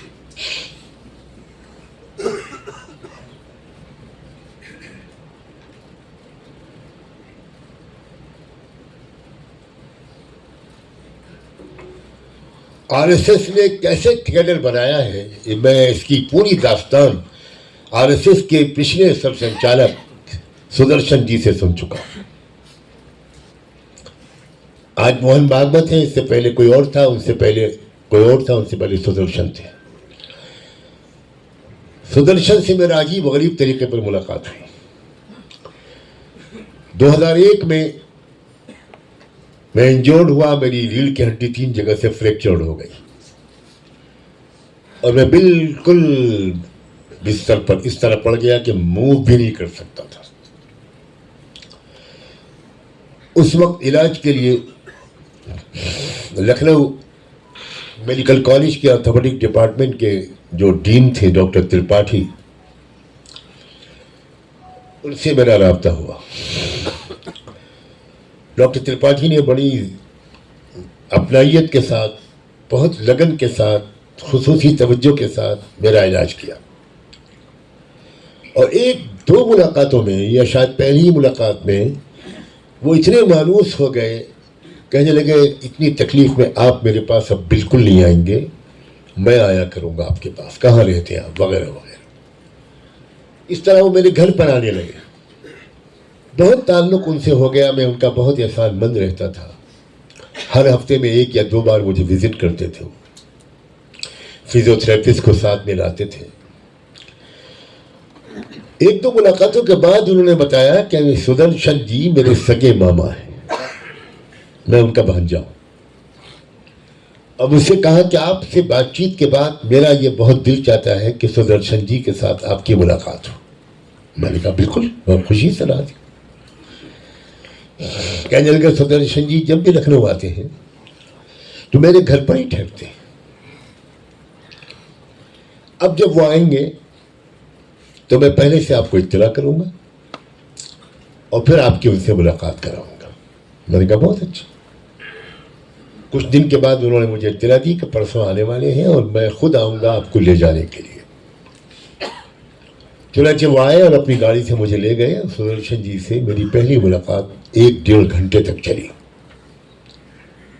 بہت ہی میرے باتوں سے بظاہر انہوں نے بڑے تاثر کا اظہار کیا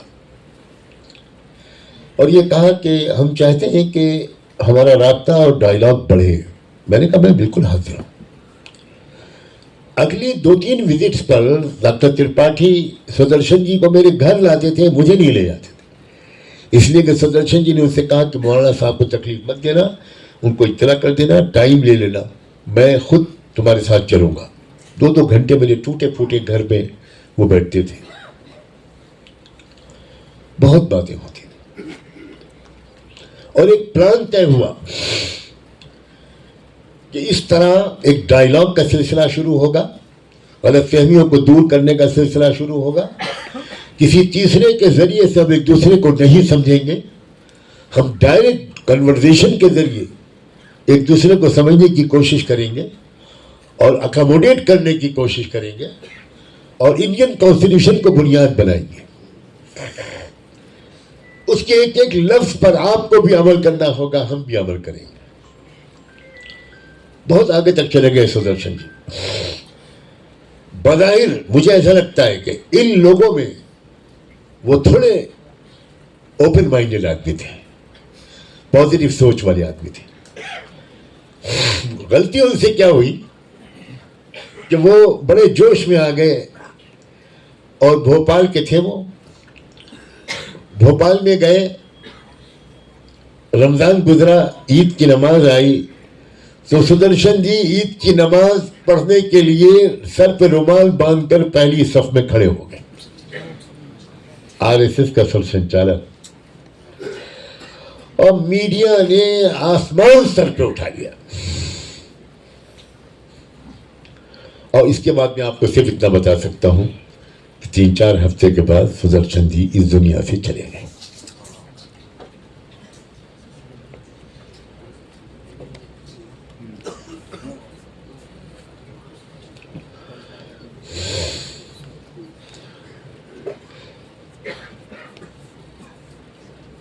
کاش کہ آپ لوگوں کی جیسی باصلاحیت لوگوں کی مدد ملے، اور میں اپنی طرف نہیں بلا رہا ہوں، بالکل نہیں بلا رہا، میں اپنی لیمیٹیشنز کو جانتا ہوں۔ میں آپ سے صرف یہ کہہ رہا ہوں کہ بغیر کیڈر بنے چین کی نیند مت سوئیے۔ آپ کیڈر کہاں بنیں گے؟ آپ جب چھوڑتا ہوں کس سینٹر میں جا کر آپ تربیت لیں گے، کس مرکز میں جا کر آپ ٹریننگ لیں گے کہ آپ اس ملک کو دستور کی بنیاد پر، انصاف کی بنیاد پر، امن و انصاف کا گہوارہ بنانے میں اپنا رول کیسے ادا کریں گے، کہاں آپ کو یہ رہنمائی مل سکتی ہے، یہ آپ پر چھوڑتا ہوں۔ کسی اچھے مرکز کا آپ کو پتہ لگے مجھے بھی بتائیے، میں سر کے بل جاؤں گا۔ RSS کے بعد نمبر 2 کا جو سنگھن ہے برہمنوں کا، وہ ہے گایتری پریوار۔ گایتری پریوار کا جو انٹرنیشنل مرکز ہے وہ شانتی کنج میں ہے، رشیکیش میں۔ میں خود وہاں گیا، 3 دن ان کا مہمان رہا اور یہ دیکھ کر شرم سے پانی پانی ہو گیا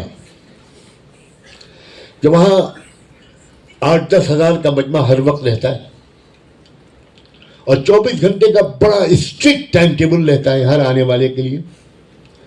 ہمارے دانشور تو سورج نکلنے کے بعد فجر کی نماز پڑھتے ہیں، لیکن وہ انٹلیکچوئل، وہ لوگ صبح 4:30 بجے اشنان کر کے مذہبی لباس پہن کر منتروں کا جاپ شروع کر دیتے ہیں۔ ان میں کون لوگ تھے میں بتاتا ہوں آپ کو، غریب عوام نہیں تھے۔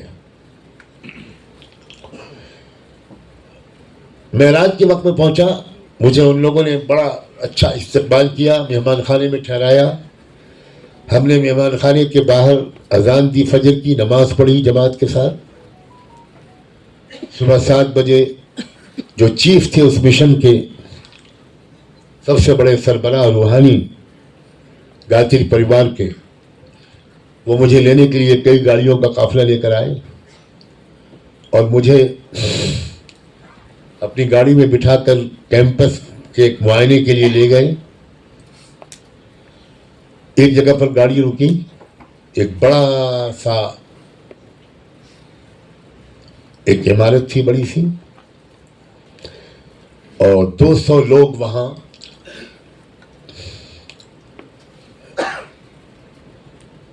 دھارمک لباس میں ملبوس، سر سے پیر تک ادب کے ساتھ کھڑے ہوئے تھے، ننگے پیر.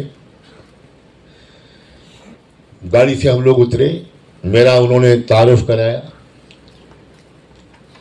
200 لوگ کھڑے ہوئے تھے اور سامنے ان کا جو امیر تھا، قائد تھا، کیپٹن تھا، جو بھی نام اس کا وہ رکھتے ہو، وہ آگے کھڑے ہوئے تھے.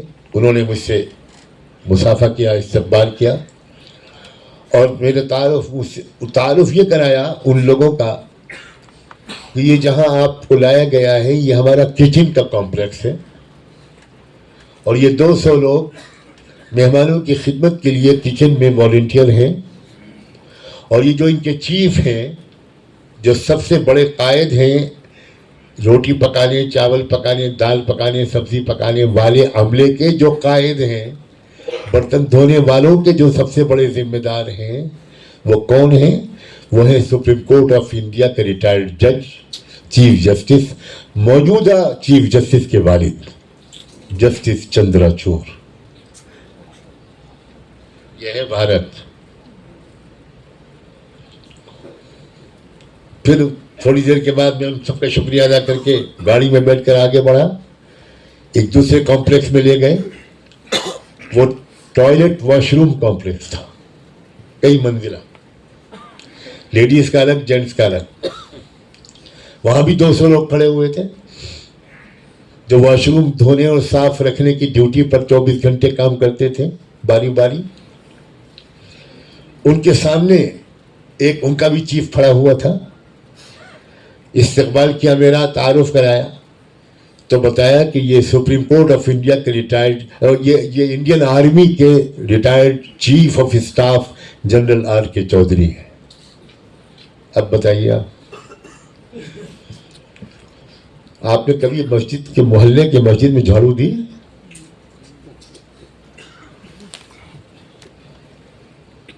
کیا ہو گیا ہے؟ کیا ہو گیا ہے؟ آپ سمجھتے ہیں بد دعاؤں سے ہمارے اس کا مقابلہ کریں گے؟ ہائی اسکول پاس ہو جاتا ہے ہمارا بچہ، آدھا پاگل ہو جاتا ہے، اور کہیں خدا نہ خواستہ آپ نے پی ایچ ڈی کر لیا، لا کر لیا، آپ ڈاکٹر بن گئے، تو آپ قوم سے ہزاروں میل دور بھاگتے ہیں. خدمت کرنے کا تو سوال ہی نہیں پیدا ہوتا. خدمت کرے گا غریب، بے روزگار. مسجد کی خدمت پڑھا لکھا مسلمان نہیں کرے گا. مسجد کی خدمت ڈاکٹر نہیں کرے گا. مسجد کی خدمت بزنس مین نہیں کرے گا. مسجد کی خدمت کوئی انجینئر، کوئی وکیل، کوئی جج نہیں کرے گا. یہ ہے اسلام. اسلام اس کو کہتے ہیں. اگر آپ قرآن و حدیث سے سیکھنے کے لیے تیار نہیں ہیں تو میری آخری اپیل یہ ہے کہ RSS سے ہی سیکھ لیجیے.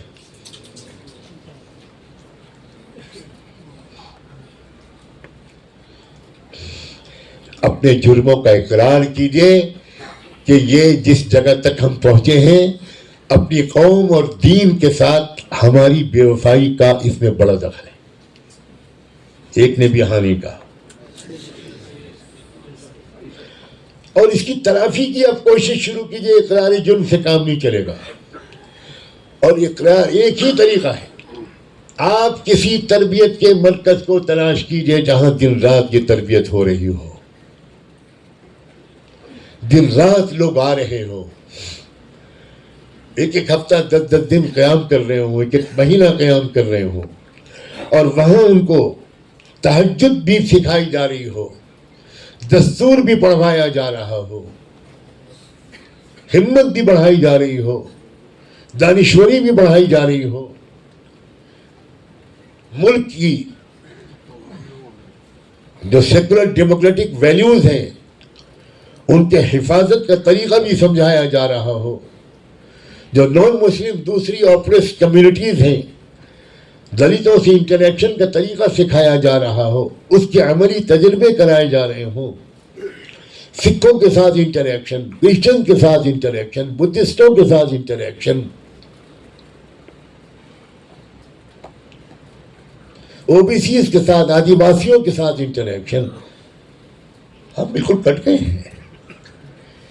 ہمیں معلوم ہی نہیں کہ آدیواسیوں کی آستھائیں کیا ہیں، آدیواسیوں کی پرائیورٹیز کیا ہیں، ان کی تمنائیں کیا ہیں، ان کی محرومیوں کی تفصیلات کیا ہیں، نہیں معلوم۔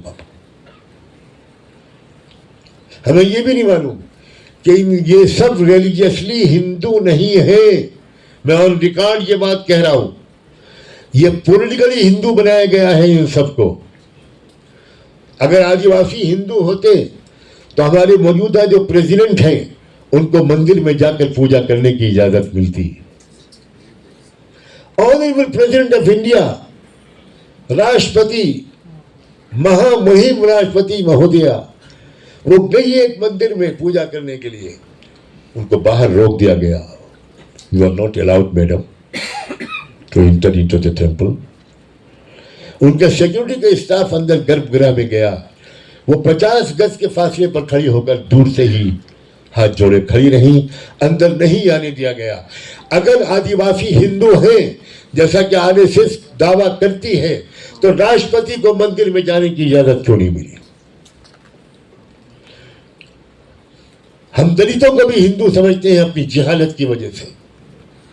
پچھلے راشٹرپتی رام کووند جی، وہ بھی ایک مندر کی پوجا اور درشن کے لیے گئے، لیکن راشٹرپتی رام کووند کو بھی مندر کے اندر جانے نہیں دیا گیا، اس لیے کہ دھارمک لحاظ سے دلت ہندو نہیں ہو سکتے، شودر ہندو نہیں ہو سکتا، شودر مندر میں نہیں جا سکتا۔ راشٹرپتی، یہ ہمارا ملک،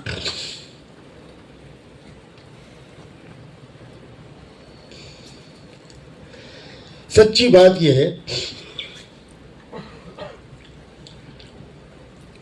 کہ صرف ہماری قوم کے وہ لوگ جو اپنے کو دانشور سمجھتے ہیں کہ نہیں، اس کی تو میں گارنٹی نہیں لیتا، مجھے تو بہت شبہ ہے، لیکن جو اپنے کو خود دانشور سمجھتے ہیں اور ایسے ہی پروگرام میں آ سکتے ہیں جس میں ان کے لیے سیٹ ریزرو ہو، جو بھیڑ میں آ کر بیٹھنے کو تیار نہیں ہیں، جن کے نخرے ہیں نخرے،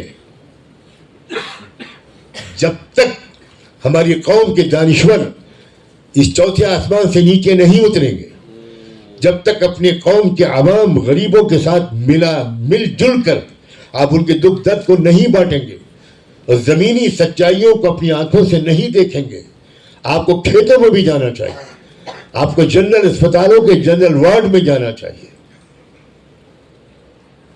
آپ کو سلم ایریاز میں جانا چاہیے، ہفتے میں ایک دن طے کرنا چاہیے۔ ہم الحمدللہ جو اپنی تنظیم ہم نے نئی بنائی ہے آل انڈیا ایکتا فورم، اس کا پورا ٹریننگ کا پروسیجر یہی ہے کہ یہ سب کرنا پڑے گا، آپ کو اتنے بجے اٹھنا ہی پڑے گا، قرآن کی تلاوت کرنی ہوگی، درود شریف پڑھنا ہوگا، قرآن کو سمجھ کر پڑھنے کی بھی کوشش کرنی پڑے گی، قرآن کا ترجمہ بھی آپ کو پڑھنا پڑے گا۔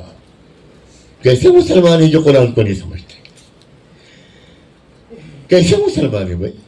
آپ شیکسپیئر کے پلیز کو پڑھ لیتے ہیں، اس کی شاعری کو پڑھ لیتے ہیں، ورڈسورتھ اور ٹینیسن کی شاعری کو پڑھ لیتے ہیں، اور آپ اللہ کے کلام کو سمجھنے کی ضرورت محسوس نہیں کرتے، کوئی کمی محسوس نہیں ہوتی کہ میرا رب مجھ سے کہہ رہا ہے یا ایھا الذین آمنوا، لیکن ہم کو نہیں پتا کہ اللہ ہم سے کیا کہہ رہا ہے۔ We take it so lightly. لا حول ولا قوت الا باللہ۔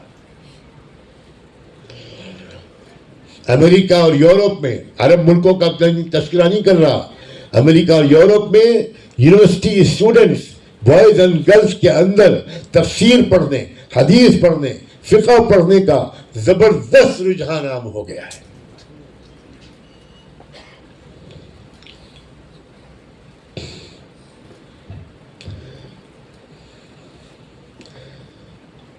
فلسطین میں غزہ کے اندر پچھلے 9 مہینے سے جو آگ اور خون کی ہولی کھیلی جا رہی ہے، اس بمباری کے دوران بھاگتے بھوکتے خیموں میں رہنے پر مجبور، پورا شہر کھنڈر بنا دیا گیا.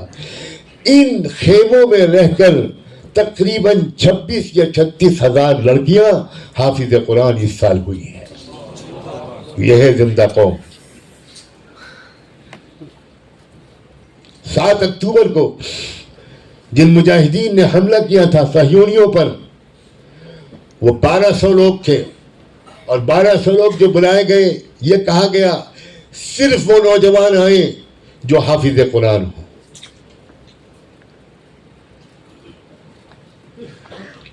خوش فہمیوں سے نکلیے، غلط فہمیوں سے نکلیے، اپنی کمیوں کا اعتراف کیجیے، احساس کیجیے کہ ہم لوگ بالکل سیکنڈ کلاس مسلمان ہیں. ہم سیکنڈ کلاس سٹیزن اس لیے ہیں کہ ہم سیکنڈ اور تھرڈ کلاس مسلمان ہیں.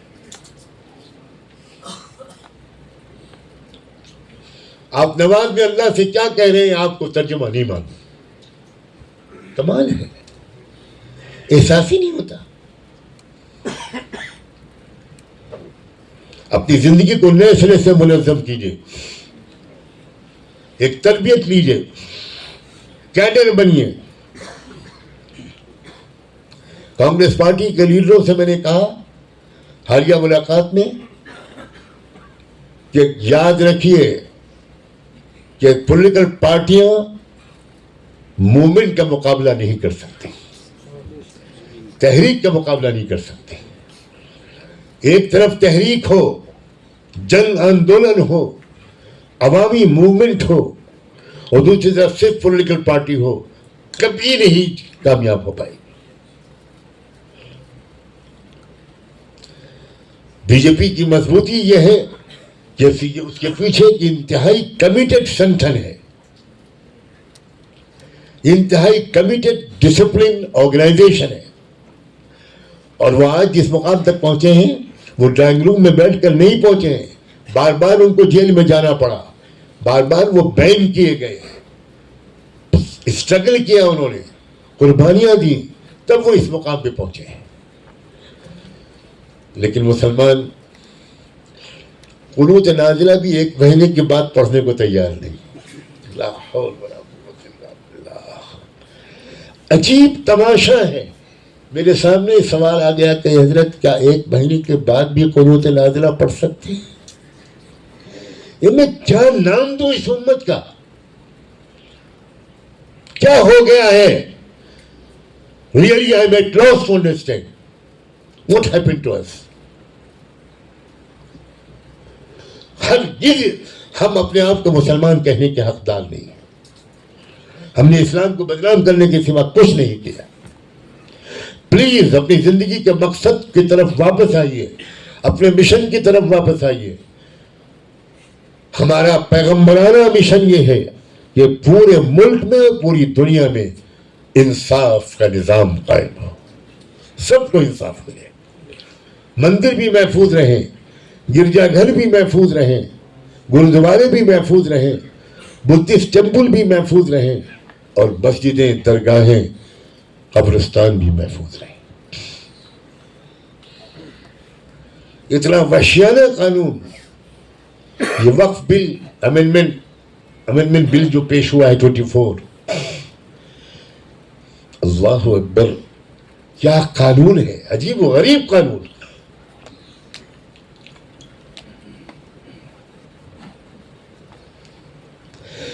تیار رہیے اس کے لیے کہ اگر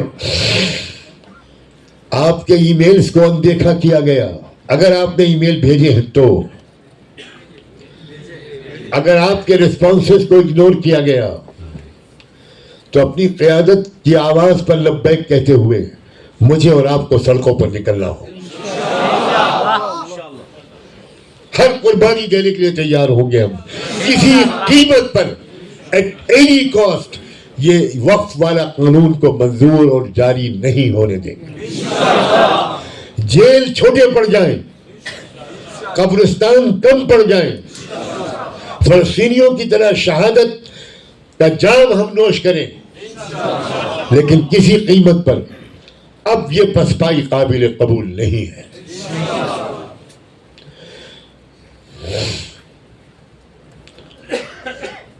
اپنے گھر والوں کے مزاج کو بنائیے۔ مردوں کے پیروں کی زنجیریں غیر تربیت یافتہ عورتیں بنتی ہیں۔ اپنے گھر والوں کے مزاج کو بنائیے، تربیت ذہنی طور پر تیار کیجیے۔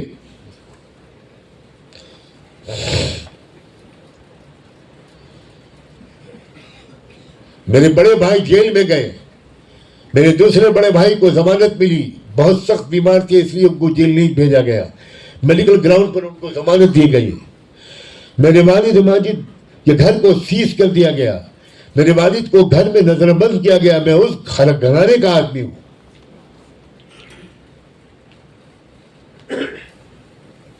اور اسی لیے اب مجھ سے برداشت نہیں ہو رہا ہے مسلمانوں کی غفلت۔ ظالموں سے میں کوئی امید نہیں کرتا، اس لیے ان سے مجھے کوئی شکایت بھی نہیں، لیکن شکایت تو اپنوں سے ہے، اپنوں کی غفلت سے ہے، اپنوں کی بے وفائی سے ہے، اپنوں کی بدنظمی سے ہے۔ خدا کے لیے یہ نہ کہیے کہ آپ آئیے، میں کن بیماریوں سے گزر رہا ہوں، کاش کہ آپ میرے لیے صرف دعائے صحت کر دیں۔ اتنی سخت بیماریوں سے گزر رہا ہوں کہ بعض ڈاکٹروں نے کہا کہ اب ہم آپ کا علاج نہیں کر سکتے، بالکل نہیں کر سکتے۔ میں مسلسل سفر میں ہوں، 365 دن میں 300 دن سے زیادہ میں سفر میں رہتا ہوں، جبکہ 4-5 تعلیمی ادارے چلا رہا ہوں۔ اور میری زندگی کا ایک مشن یہ ہے کہ یہ دینی تعلیم اور ماڈرن تعلیم ایجوکیشن، ان دونوں کے درمیان کے گیپ کو ختم کیا جائے۔ اسی نے ہم کو بہت بڑا منافق بنا دیا۔ میرے مدرسے کے کتنے طلبہ عالم دین بننے کے بعد، ترمذی اور بخاری اور تفسیر پڑھنے کے بعد اب لا بن رہے ہیں، لائر بن رہے ہیں، وکیل بن رہے ہیں، مینجمنٹ میں ہیں، مختلف اسٹریمز آف ایجوکیشن میں ہیں۔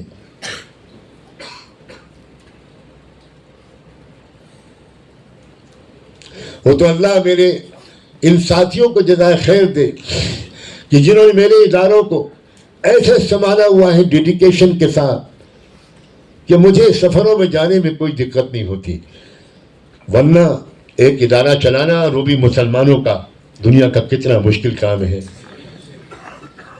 یہ وہ لوگ جانتے ہیں جو ادارہ چلاتے ہیں۔ ایک بوڑھی عورت نے کسی سے ناراض ہو کر اس کو بد دعا دی، اللہ تجھے کسی مدرسے کا محتمم بنا دے۔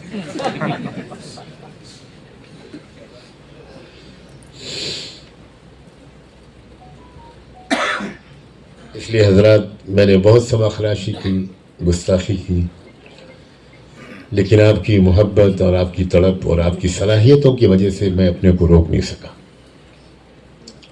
مجھے امید ہے کہ انشاءاللہ میری تمام معروضات کو آپ پازیٹیولی لیں گے اور کسی ایک مرکز میں جا کر تربیت ضرور حاصل کریں گے۔ آپ معلومات کیجئے، پتہ لگائیے، جا کر دیکھیے، جہاں آپ کو لگے کہ اس مرکز میں ہماری کمپریہنسو ٹریننگ ہو سکتی ہے، ہمارا تعلق اللہ سے بھی بلند ہو سکتا ہے، مضبوط ہو سکتا ہے، ہماری نمازیں بہتر ہو سکتی ہیں، ہماری قرآن فہمی بہتر ہو سکتی ہے، اور ہم اپنے اجتماعی، ملی، قومی، سیاسی، ملکی، دینی فریضوں کے ادا کرنے کے بہتر طریقے پر لائق بن سکتے ہیں۔ اس مرکز کو جوائن کیجئے، اس کو مضبوط کیجئے اور ایک منظم بامقصد ایک امت پھر سے بنیے۔ ابھی ہم امت نہیں ہیں، ابھی ہم انسانوں کی بھیڑ ہیں۔ امت صرف اس جماعت کو کہتے ہیں جو قیادت کے ماتحت ایک مشن کے لیے اپنی جان، اپنے مال، اپنے وقت و صلاحیتوں کو لگاتی ہو، صرف اس کو امت کہتے ہیں۔ انسانوں کی بھیڑ کو عربی زبان میں امت نہیں کہہ سکتے۔ آپ سب نے اتنے صبر و برداشت سے میری بات کو سنا، بہت بہت شکریہ آپ سب کا۔ اللہ آپ کے رتبے بلند کرے، آپ کی صلاحیتوں کو مزید جلا بخشے اور آپ سے ملک و ملت کے اچھے سے اچھے کام لے۔ جزاکم اللہ وآخر دعوانا ان الحمد للہ رب العالمین۔ सुभान व तआला आपको भी सेहत तंदुरुस्ती दे, सलामती दे, हिफ्ज़ व अमान में रखे, अल्लाह किसी का मोहताज ना रखे और अल्लाह आपसे अच्छे काम ले ले।